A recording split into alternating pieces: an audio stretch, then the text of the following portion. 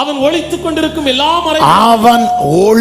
கொண்டிருக்கும் எல்லா மறைவிடங்களையும் பார்த்து அறிந்து கொண்டு நிச்சய செய்தி எனக்கு கொண்டு வாருங்கள். அவன் ஒளித்துக் கொண்டிருக்கிற எல்லா மறைவிடங்களையும் பார்த்து அறிந்து கொண்டு.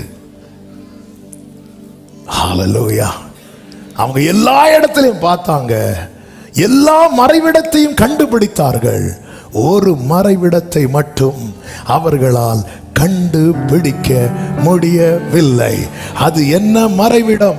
சங்கீதம் 32:7, நீர் எனக்கு மறைவிடமாயிருக்கிறீர்.